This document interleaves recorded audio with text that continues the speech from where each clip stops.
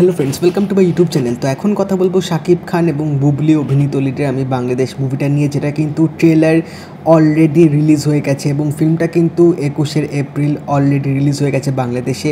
তো চলো আগে দেখে নেওয়া যাক লিডার আমি বাংলাদেশের ট্রেলারটা কীরকম হলো, তারপরে কথা বলবো তোমাদের সাথে এই ট্রেলারটা নিয়ে। আমি সোজাসাপটাভাবে কথা বলতেই পছন্দ করি।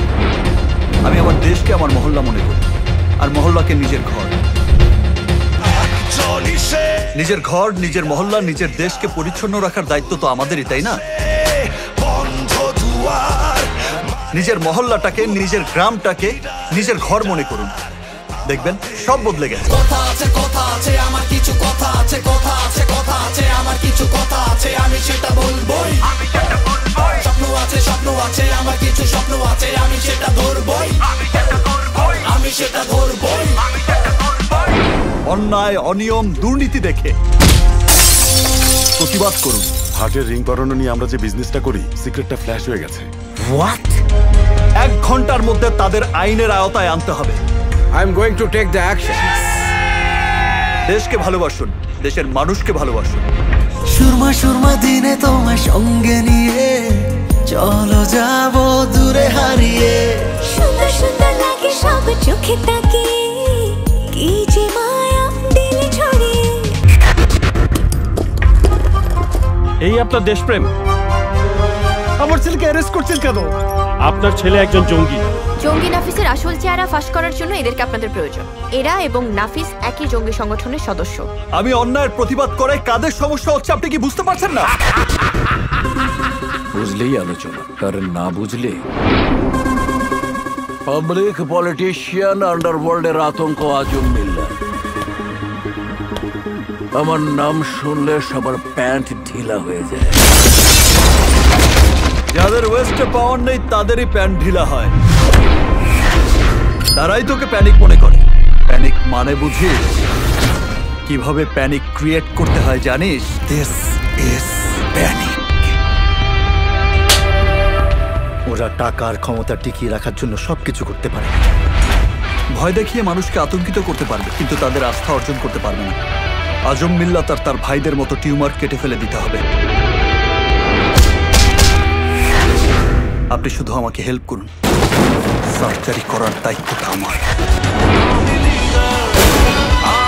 আমি চাই বাংলাদেশের প্রত্যেকটা ঘরে ঘরে এমন একজন মানুষ গড়ে তুলতে, যারা রাজনীতি না করেও এক একজন এক একটা লিডার হবে।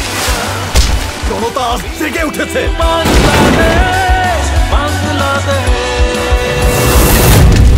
আমরা জনগণই সকল ক্ষমতার উৎস। আমরাই সরকার, আমরাই লিডার, আমরাই বাংলাদেশ।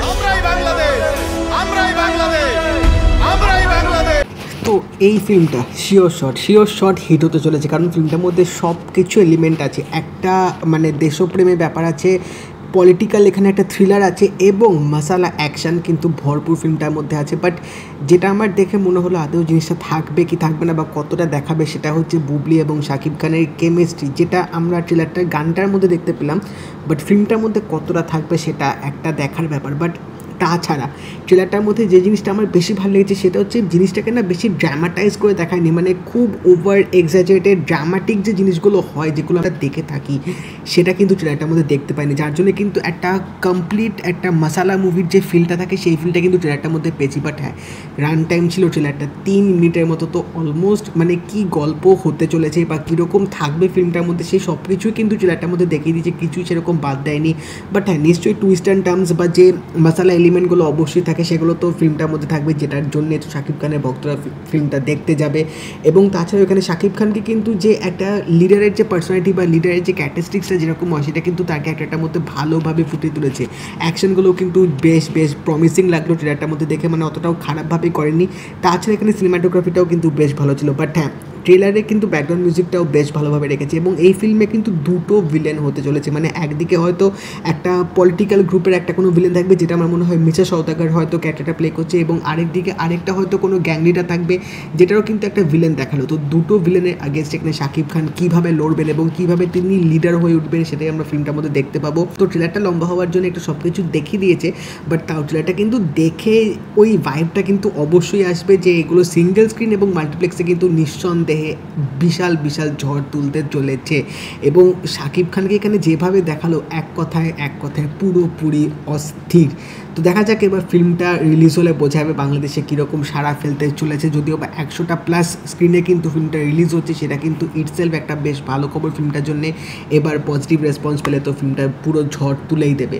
তো তোমরা জানিও তোমাদের ট্রেলারটা কেমন লাগলো, এবং যদি এই ভিডিওটা ভালো লেগে থাকে লাইক করে দিও, শেয়ার করে দিও, চ্যানেলটা কিন্তু অবশ্যই সাবস্ক্রাইব করে দেবে, নোটিফিকেশন বেলটা কিন্তু অল করে দিও। তো দেখা হবে পরের ভিডিওতে।